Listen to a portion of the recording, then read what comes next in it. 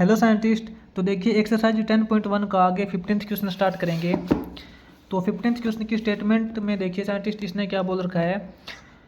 15th question में इसने बोला find the equation of circle which is concentric with the circle. एक circle की इक्वेशन निकालनी है। इसने बोला कि ये जो सर्कल है ये कोसेंट्रिक है इस सर्कल के साथ में end of double of its radius, और इस सर्कल की जो रेडियस है इससे डबल इसकी रेडियस है। ठीक है। तो देखिए साइंटिस्ट जो इसने गिवन कंडीशन दे रखी है टू गिवन कंडीशन के अकॉर्डिंग साइंटिस्ट नोट करते हैं। अपने को एक सर्कल दे रखा है, मान लेते हैं ये सर्कल दे रखा है C1। इसकी अपने को इक्वेशन निकालनी है और इसने ये बोला है कि ये जो सर्कल है ना किसी दूसरे सर्कल के साथ में कोसेंट्रिक है। कोसेंट्रिक का मतलब होता है कि दोनों सर्कल का जो सेंटर पॉइंट है वो सेम है। इसका मतलब ये है कि जो सेकंड सर्कल है इसको C1 बोल देते हैं, ये C1 है। सेकंड सर्कल है वो या तो इसके अंदर है या बाहर है, दोनों का सेंटर सेम तभी होगा। लेकिन इसने बोला है कि C1 का जो रेडियस है वो सेकंड सर्कल के रेडियस से डबल है। ठीक है, यानी कि C1 सर्कल की जो रेडियस है वो सेकंड सर्कल की रेडियस से डबल है। कहने का मतलब है कि इसकी रेडियस दोगुनी है। अगर इसकी रेडियस दोगुनी है तो सेकंड सर्कल तो आपको पता है छोटा बनेगा, सेकंड सर्कल आपको पता है छोटा बनेगा। मान लेते हैं कि ये छोटा सर्कल बन गया। ठीक है, इसको हम बोल देते हैं C2। तो साइंटिस्ट बिल्कुल इजी क्वेश्चन है, ये देखिए इन दोनों की रेडियस हो जाएगी। और अपने पास ये जो C2 सर्कल दे रखा है, C2 सर्कल की इक्वेशन क्या है। C2 सर्कल की इक्वेशन दे रखी है इसने x² plus y² minus 6x plus 12y plus 15 is equal to 0। ये इसने साइंटिस्ट C2 सर्कल की C2 सर्कल की इक्वेशन दे रखी है जो कि इसके साथ दोनों का सेंटर सेम है। और जो सेकंड सर्कल की रेडियस है वो फर्स्ट सर्कल की हाफ है। कहने का मतलब ये है ना कि जो फर्स्ट सर्कल की रेडियस है ये सेकंड सर्कल की रेडियस से दोगुनी है, एक ही बात है। तो साइंटिस्ट अपने को फर्स्ट सर्कल की रेडियस निकालनी है, फर्स्ट सर्कल की इक्वेशन निकालनी है। तो साइंटिस्ट देखिए सॉल्यूशन इसका। सबसे पहले तो ये देखिए साइंटिस्ट अपने पास जो सेंटर C2 है, सर्कल C2 है, इसकी इक्वेशन से देखते हैं। According to given equation of C2, जो सेकेंड सर्कल है इसकी इक्वेशन क्या है, x² plus y² minus 6x plus 12y plus 15 is equal to 0। ठीक है, आपको पता है किसी भी इक्वेशन हो सर्कल की तो उसमें से हम उसका सेंटर ऑफ कोऑर्डिनेट निकाल लेते हैं। तो C2 का सेंटर ऑफ कोऑर्डिनेट क्या हो जाएगा, इसके कोऑर्डिनेट होते हैं साइंटिस्ट x और y के कोफिशिएंट का नेगेटिव हाफ, यानी कि -g और -f, आपको पता है। तो इसके कोफिशिएंट का नेगेटिव हाफ करेंगे तो ये तो अपने पास 3 हो जाएगा, और इसका नेगेटिव हाफ करेंगे तो ये -6 हो जाएगा। इसका मतलब इसके जो सेंटर के कोऑर्डिनेट है वो तो साइंटिस्ट अपने पास क्या हो जाएंगे, 3 और -6। यहाँ पे लिख लेते हैं 3 और -6। ठीक है, तो साइंटिस्ट इसके 3 और -6 आ जाएगा। अब इसकी रेडियस देखते हैं। रेडियस साइंटिस्ट इसने बोला है कि जो फर्स्ट सर्कल की रेडियस है ना वो सेकंड सर्कल की रेडियस से दोगुनी है। तो साइंटिस्ट इसकी सेकंड सर्कल की रेडियस निकालनी पड़ेगी अपने को। सबसे पहले इसी में से निकालते हैं इसकी रेडियस। आपको पता है रेडियस कैसे निकालते हैं साइंटिस्ट, इसी सर्कल से रेडियस होती है साइंटिस्ट अपनी √g² plus f² minus c। ठीक है, यही रेडियस होती है। आपने किया भी होगा, आपने अगर इंट्रोडक्शन अच्छे से क्लियर किया है तो कोई प्रॉब्लम नहीं आएगी आपको। √g² यानी कि ये वैल्यू 3 का स्क्वायर करेंगे 9 प्लस -6 का स्क्वायर करेंगे 36 हो जाएगा, माइनस c कॉन्स्टेंट वैल्यू क्या है 15। तो ये क्या हो जाएगा साइंटिस्ट क्या हो जाएगा 36 प्लस 9 करेंगे 45 माइनस 15 करेंगे, ये हो जाएगा अपने पास 30 √30। अब साइंटिस्ट क्वेश्चन के अकॉर्डिंग क्या बोलता है, ये अकॉर्डिंग टू क्वेश्चन के अकॉर्डिंग ये जो अपने पास C1 सर्कल की जो रेडियस है, C1 सर्कल की रेडियस है वो C2 सर्कल की रेडियस से दोगुनी है, इससे डबल है।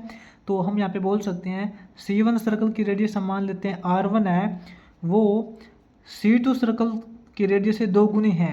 C2 सर्कल की रेडियस मान लेते हैं R2 है, तो इसकी रेडियस से 2 गुनी है तो इसको 2 से मल्टीप्लाई करना पड़ेगा, तभी दोनों इक्वल हो जाएंगे। ठीक है, तो यहाँ पे R1 की जो रेडियस हो जाएगी वो क्या हो जाएगी 2√3।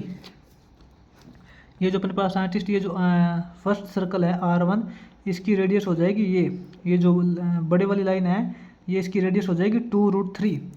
अब अपने पास साइंटिस्ट देखिए, सर्कल का एक तो कोऑर्डिनेट आ गया, सेंटर का कोऑर्डिनेट आ गया और एक इसकी रेडियस आ गई, तो हम इसकी इक्वेशन इजीली फाइंड कर सकते हैं। तो साइंटिस्ट ये जो बड़े वाला सर्कल अपना C1 है, बड़े वाला सर्कल है, इसकी इक्वेशन निकालेंगे तो क्या हो जाएगा, इसके ऊपर कोई भी एक पॉइंट मान लेंगे x और y। ठीक है, x और y पॉइंट मान के इसकी इक्वेशन कैसे निकालेंगे,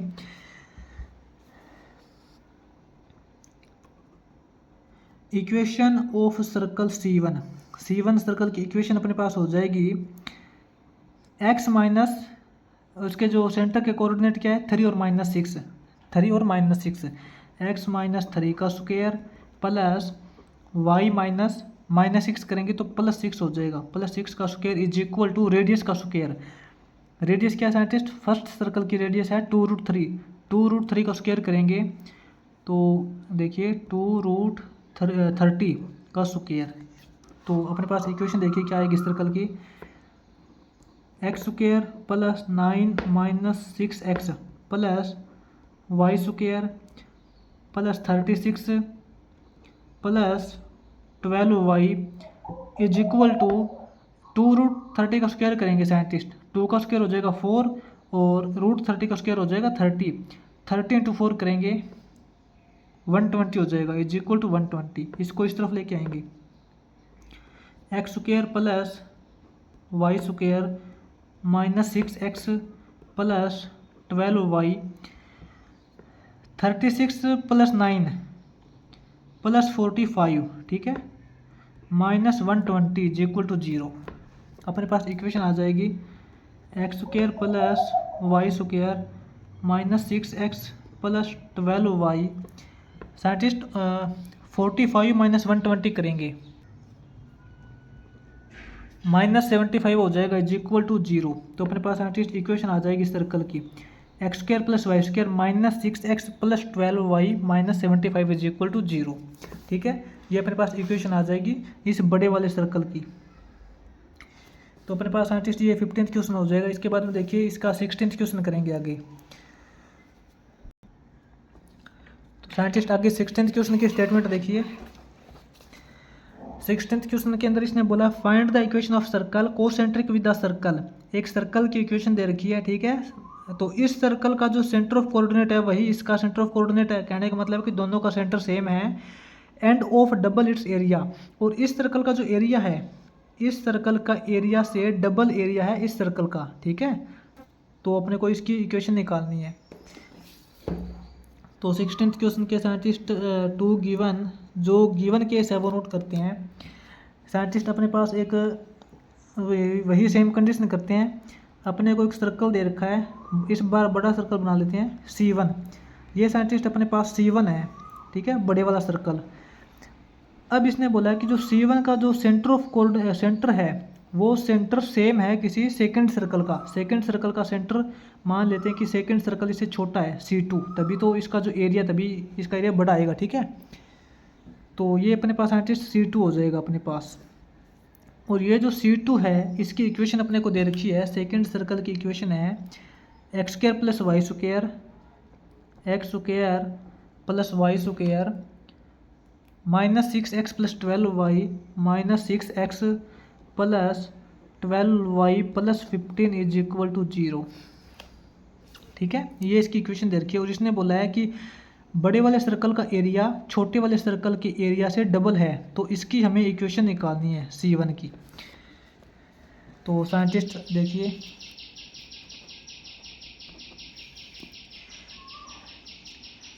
ये जो अपने पास सेकेंड सर्कल दे रखा है इसकी इक्वेशन से सॉल्व करेंगे।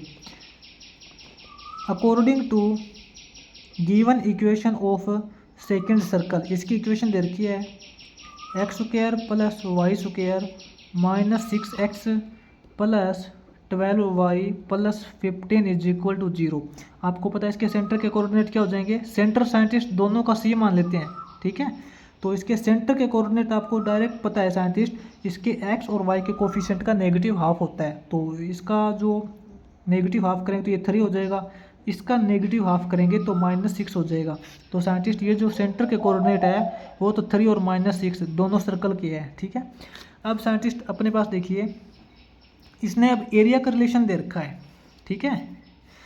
तो इसमें क्या करते हैं, सेकंड सर्कल का एरिया निकाल लेते हैं एक बार। सॉरी, एरिया नहीं निकालेंगे, इसकी रेडियस निकालेंगे। आपको पता है रेडियस कैसे निकालते हैं, जो छोटे वाला सर्कल है R2, इसकी रेडियस निकल जाएगी अपने पास।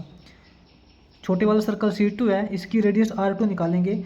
रेडियस आपको पता है कैसे निकालते हैं, G² + F² - C, ठीक है। तो इसकी रेडियस अपने पास हो जाएगी G² यानी कि 3 का स्क्वायर करेंगे 9 प्लस -6 का स्क्वायर करेंगे 36 -15, ठीक है। तो इसकी रेडियस हो जाएगी साइंटिस्ट अपने पास देखिए 36 + 9 करेंगे 45 - 15 √30।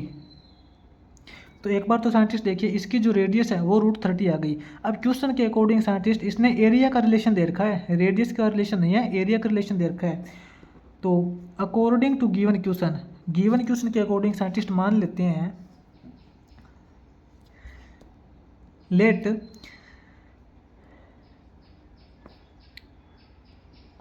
R1 बी द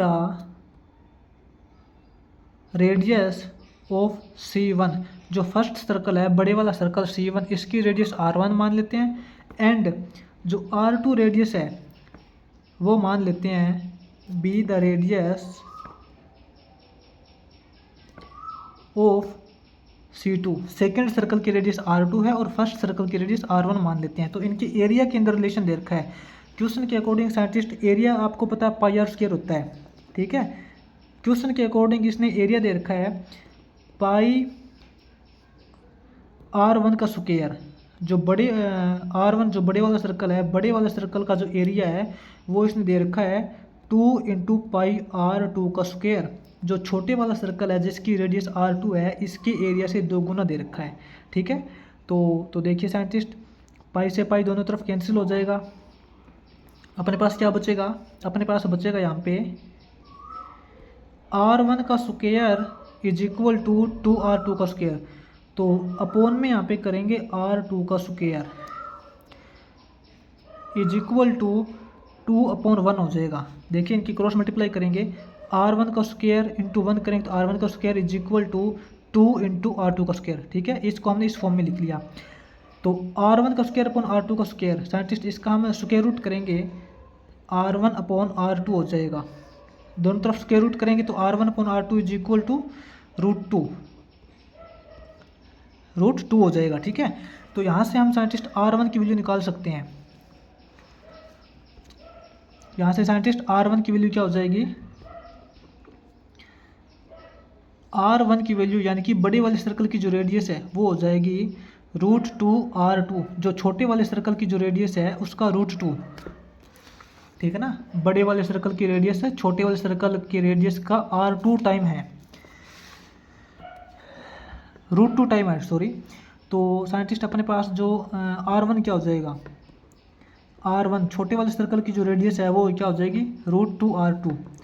R2 की वैल्यू क्या है, जो सेकंड सर्कल की रेडियस √3 दे रखी है, √30 आई है अपनी, √30। तो वो = हो जाएगी अपने पास, दोनों वैल्यू मल्टीप्लाई के अंदर है तो रूट हो जाएगा 2 × 3 करेंगे 2 × 30 करेंगे 60, √60 हो जाएगा। ये √60 को लिख सकते हैं साइंटिस्ट √4 × 15, ठीक है। 4 का स्क्वायर रूट करेंगे 2 हो जाएगा और 15 का स्क्वायर रूट 15 हो जाएगा। तो अपने पास साइंटिस्ट जो बड़े वाला सर्कल है, बड़े वाले सर्कल R उसकी रेडियस हो जाएगी R1 = 2√15। अब अपने पास देखिए साइंटिस्ट, ये जो बड़े वाला सर्कल है इसका सेंटर अपने पास सेंटर के कोऑर्डिनेट आ गई और इसकी रेडियस आ गई। रेडियस इसकी कितनी आई है, रेडियस इसकी आई है 2√15, ठीक है। तो इसके ऊपर कहीं भी कोई भी पॉइंट मान सकते हैं x और y। इसके लिए इक्वेशन क्या हो जाएगी, बड़े वाले सर्कल की इक्वेशन क्या हो जाएगी, इसके सेंटर के कोऑर्डिनेट 3 और -6 है, याद रखना। तो इक्वेशन ऑफ C1 की जो साइंटिस्ट इक्वेशन हो जाएगी अपने पास x - 3 का स्क्वायर प्लस वाई माइनस 6 करेंगे तो +6 का स्क्वायर हो जाएगा। साइंटिस्ट ऐसा क्यों करते हैं? क्योंकि देखिए x-3 का स्क्वायर प्लस वाई -6 का स्क्वायर करते हैं तो ये डिस्टेंस लग जाती है, यहाँ से रेडियस निकल जाती है, ठीक है ना। इज इक्वल टू इसकी रेडियस का स्क्वायर R1 क्या है, रेडियस इसकी क्या दे रखी है 2√15, इसका स्क्वायर हो जाएगा।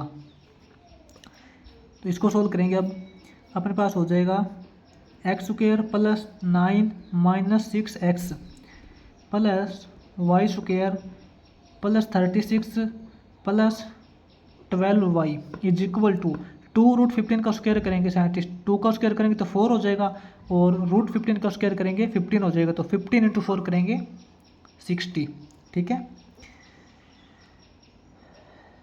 इसको सोल्व करते हैं अब x² plus y² -6x plus 12y